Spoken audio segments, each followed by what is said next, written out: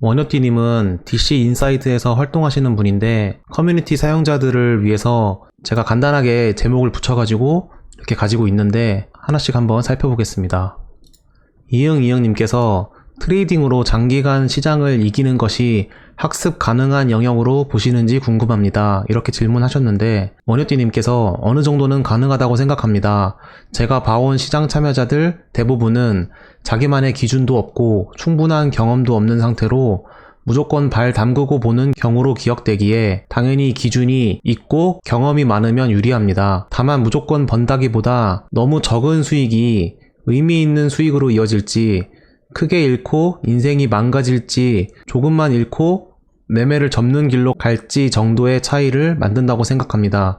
꽤 시간을 투자했음에도 전혀 감이 잡히지 않는다면 더 시간과 돈을 쓰기 전에 바로 발을 빼는 것을 추천합니다. 여기서 제가 공감 갔던 부분은 가능하다고 답변하셨는데 저도 가능하다고 생각하고, 그리고 또 이제 말씀하신 것 중에서 이런 게 있어요. 경험도 없고 자기만의 기준도 없고 경험도 없는 상태로 무조건 발 담그는 경우가 많다. 이거는 근데 당연한 게, 왜냐면은 여러분들이 언제 시장에 유입됐는지를 한번 생각해 보세요. 저 같은 경우는 2017년 8월부터 유입이 됐거든요. 그래서 이쯤 유입이 됐는데 아마 대부분 투자자들은 여기서 유입이 되거나 아니면 여기서도 조금 유입될 수 있고요.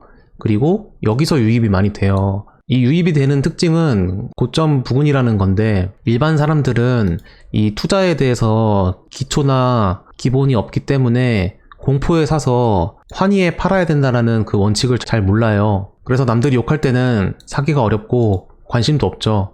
하지만 이게 상승을 많이 하면은 사람들이 2천만원 간다, 1억 간다 이런 말이 나오면서 궁금해지고 그때 이제 돈을 넣게 되는 거죠. 하지만 그때는 거의 고점일 가능성이 높아지는 게 시장의 기본 사이클이에요. 그래서 이걸 이겨내고 장기간 시장을 이기려면 내가 돈이 아예 영원히 되지 않게끔 꾸준히 리스크 관리를 하셔야 됩니다. 로드님께서 9월 말 기준으로 1000만원 시드머니 있으시면 어떻게 투자하실 생각이신가요? 이렇게 질문하셨고, 원효띠님께서 400만원을 선물거래소에서 굴리며 150만원으로 10배, 나머지 현물거래소에서 할 것 같습니다. 이렇게 말씀하셨는데 50% 정도는 선물거래를 하고 나머지는 현물거래소에서 할 것 같다, 이렇게 말씀하셨어요. 내가 투자할 수 있는 돈이 1000만원 있다고 하면 이 모든 돈을 선물거래소에서 사용하는 것은 위험해요. 선물거래소는 항상 위험도 관리를 해야 되기 때문에 이렇게 답변을 하신 것 같아요. 김첨지님께서 추세선도 사용하시나요? 하신다면 돌파 지지 중 어떤 것 위주로 보시는지 궁금합니다. 이렇게 말씀하셨는데 원현디님께서 차트에 선을 긋지 않습니다. 선에 딱 맞추는 경우가 거의 없기 때문입니다. 추세선 대신 이평선과 눈대중으로 가늠할 때가 있긴 합니다.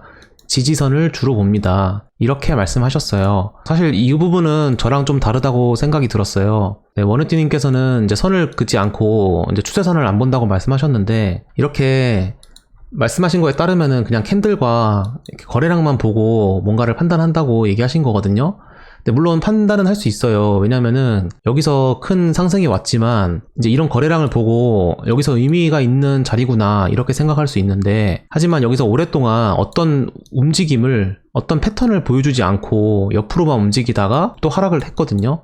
그러니까 이거 자체가 굉장히 약세한 움직임을 만들었다는 거죠. 그래서 이런 움직임을 보고 방향을 가늠한다고 얘기하시는 것 같아요. 현재 시장에서도 거래량이 이렇게 나왔지만 아직까지는 그냥 옆으로 움직이고 있는 모습이기 때문에 약세하게 판단하지 않을까, 네, 이런 식으로 분석을 하시는 것 같습니다. 하지만 저 같은 경우는 항상 추세선을 중요하게 생각을 해요. 이렇게 추세선을 긋는다면 분명히 의미 있는 지점이 나오기 때문에 지금은 이런 추세선을 아직 넘지 못한 상태이기 때문에 약세하다고 볼 수 있고, 여기서 상승을 한다고 해도 저항을 받는지를 또 확인을 할 수 있고, 돌파를 한다면 조금 더 상승을 하겠구나, 그 다음 추세선까지 갈 수 있겠구나, 이 정도는 제가 판단하는 데 사용하고 있기 때문에 이런 부분은 원효띠님이랑 좀 다른 것 같습니다. 소액축님께서 현재까지 선물 거래한 배율 중 가장 높은 배율이 얼마냐 이렇게 말씀하셨는데, 원효띠님께서 3천만원 시절 시드의 25%로 25배, 한동안 쓴 건 아니고 잠깐 썼는데 이제 위험성을 깨닫고 줄였다.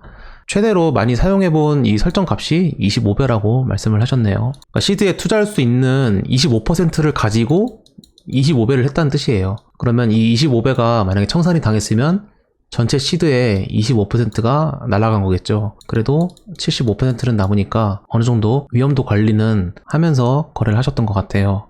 염원님께서 초반에 청산 당하셨다는 글을 봤었는데 그때 어떤 생각으로 다시 코인 하신 건가요? 라고 질문하셨고, 원효띠님께서 늘 격리로 리스크 관리를 해왔기에 청산을 당하더라도 전체 시드의 30% 정도씩만 당하였으며 가장 크게 청산당한 것은 리플 청산 때의 50%였습니다. 따라서 언제나 복구할 시드가 있었고 굴곡이 있더라도 시드가 우상향할 것이라고 생각했기 때문에 충격이 크더라도 시간이 좀 걸리겠네 정도로 생각했습니다. 그래서 여기서 핵심은 전체 시드의 30% 정도만 당했다. 그러니까 70%는 남을 수 있게끔 항상 거래를 했었고, 이게 남았으면 이걸로 다시 나는 우상향할 수 있는 힘이 있고 자신이 있다. 이거를 믿고 꾸준히 시드를 우상향시켰다고 얘기하시는 거예요. 그래서 처음에는 공부를 하면서 이 승률이 조금씩 높아지고 시드가 0만 되지 않으면 충분히 가능성이 있거든요. 그래서 그 점을 중요하게 생각하면서 꾸준히 거래를 하신 것 같아요. 개고양이님께서 차트 패턴을 보고 매매한다고 하셨는데 주된 판단의 근거는 차트 자체의 모습을 보는 것인가요? 아니면 시장 참여자들의 심리를 읽는 것이고 차트는 단지 그것을 위한 수단인가요? 그래서 원효띠님께서 후자에 더 가깝다. 시장 참여자들이 많으면 많을수록 차트의 신뢰성이 높아지기에 시총이 큰 코인 위주로 매매를 하는 편이다. 아무래도 시장 참여자들이 많다는 것은 그만큼 이 심리적인 요소에 잘 작동한다는 뜻이거든요. 그거를 잘 작동하는 거를 선택을 하고 그 심리를 읽으려고 많이 하시는 것 같아요. 예를 들어 이런 거죠. 이렇게 보셨을 때 제가 지금 시장에서 계속 얘기하는 게 뭐냐면, 이렇게 위에 매물대를 만들어 놓고 지금 내려왔는데 이 정도만 하락을 하고 이게 다시 올라가면서 여기 있는 사람들을 구출해 줄 수 있을까? 그거에 대해서 저는 그렇지 않을 거다라고 생각을 하는 거예요. 그래서 제가 더 큰 하락을 생각을 하고 있는 건데, 아마 이런 점을 차트의 모양으로만 보는 게 아니라 이 시장 참여자들의 심리, 지금 여기 있는 사람들은 어떤 마음을 갖고 있을까? 여기 있는 사람들은 어떤 마음을 갖고 있을까? 네, 이런 것들을 많이 신경 쓰시면서 차트를 보시는 것 같습니다. 수혁이님께서 모니터는 몇 개 사용하시나요? 업비트 3천만원 달성 전 알트코인 매매 시 비트코인 차트도 같이 보면서 하셨나요? 과거에 청산 30-40번 당하셨을 때 전 재산을 잃어본 적도 있나요? 그래서 원효띠님께서 한 개만 사용한다고 답변해 주셨고, 과거나 현재나 알트 매매 시 비트 차트를 같이 참고해 왔다고 말씀하셨어요. 그리고 마지막 질문에서 항상 격리로 리스크 관리를 해왔기 때문에 웬만하면 시드의 20-30%만 청산당했었으며 가장 큰 비율의 손실은 시드의 50%를 잃었던 리플 청산 때였다. 이렇게 말씀을 하셨네요. 그래서 이전에 봤던 내용이랑 좀 겹치는 부분이 있는데, 이제 알트코인 같은 경우는 아무래도 비트코인이 이 코인 시장에서는 지수처럼 작용을 하기 때문에 비트코인의 움직임을 확인하면서 비트코인의 시장이 좋을 때 알트코인이 곧 오르겠구나 라는 생각에 매수 매매를 하셨던 것 같습니다. 신을 쫓는 짐승님께서 포지션을 잡을 때나 정리할 때 지정가를 사용하시나요? 그리고 포지션 사이즈는 어느 정도 잡으시나요? 현재 코인판에서 제2 원효띠나 원효띠 퀴즈가 생길 거라 보이시나요? 요즘도 차트를 수시간씩 보시나요? 나중에 매매 일대기를 쓰실 생각이 있으신가요? 그래서 답변으로 지정가는 때에 따라 다르다. 총 포지션 사이즈는 최근 기준으로 2천억 정도 잡습니다. 이렇게 말씀하셨고, 그러니까 때에 따라 다르다고 이렇게 말씀을 하셨어요. 그래서 지정가나 시장가는 그냥 때에 따라 다르다 이렇게 이해하시면 될 것 같고, 언제나 그래왔듯 언젠간 생길 것 같다. 하지만 그것이 20대 한국인일 가능성은 낮을 것 같다. 그리고 제2라고 말할 정도의 비슷한 매매법일 확률도 높지는 않을 것 같다. 그리고 차트를 보는 시간은 다른 작업은 창모드로 한 채 배경은 항상 차트를 켜두고 있습니다.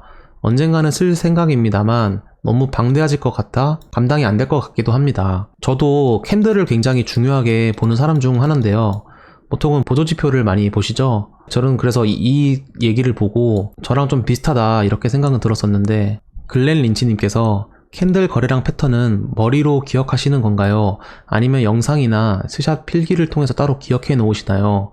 매매일지 쓰실 때 진입 청산 근거 말고 또 기록하시는 게 있나요? 그래서 답변으로 머리로 기억을 해놓습니다. 어디에 적어놓지 않는다고 말씀하셨고, 진입이나 청산 그거는 따로 기록해두지 않고 머리로 기억해둡니다.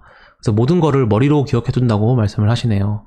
저 같은 경우도 적어보고 싶었는데 적는 게 굉장히 어렵더라고요. 이게 진짜 부지런하지 않는 이상 맨날 적는 거는 정말 쉽지 않고, 그 맨날이 아니라 이제 진입과 청산을 모두 적는 거는 더더욱 쉽지 않은 것 같습니다. 그래서 메일론님께서 멘탈 갈릴 때 어떻게 하시나요? 멘탈이 흔들릴 시점에 복구할 만한 변동성과 거래량만 있다면 즉시 복구 매매에 들어가지만, 그런 변동성이 없다면 그 변동성이 생길 때까지 쉽니다. 이렇게 말씀을 하셨네요.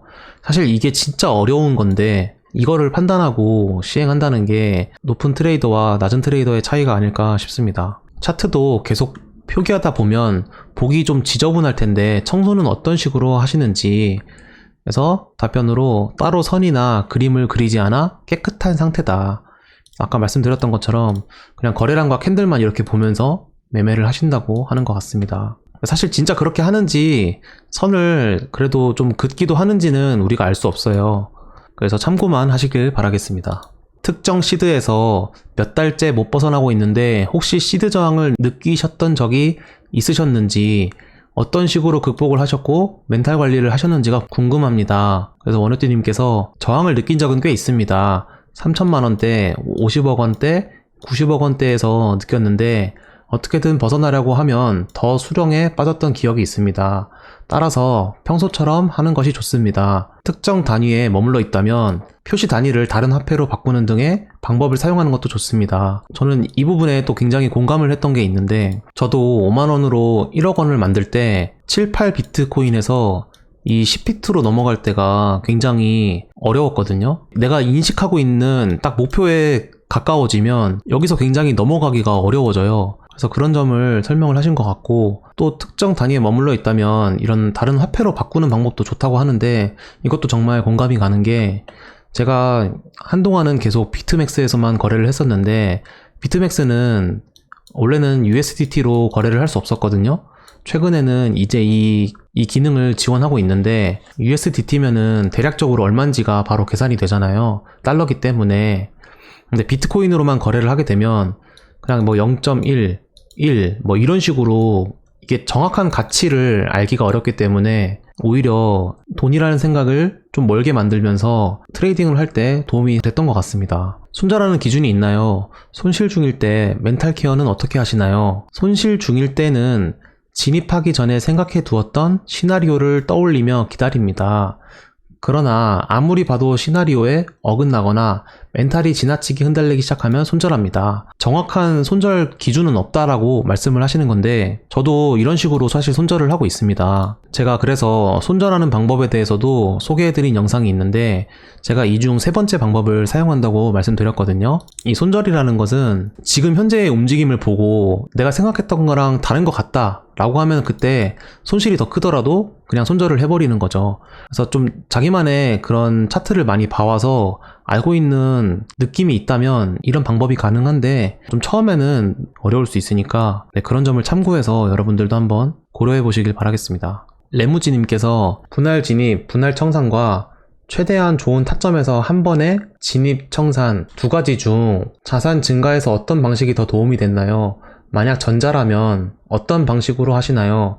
시그널에 의한 물타기인지 불타기인지 아님 단순 타임컷인지 등 이런 질문을 주셨는데, 전자가 더 도움됐던 것 같습니다. 그러니까 분할 진입이랑 분할 청산이 훨씬 도움이 됐다. 그러니까 좋은 내가 알고 있는 타점을 계속 기다렸다가 한 번에 들어가는 것보다 분할 진입을 하거나 분할 청산을 하는 게 훨씬 도움이 됐던 것 같다.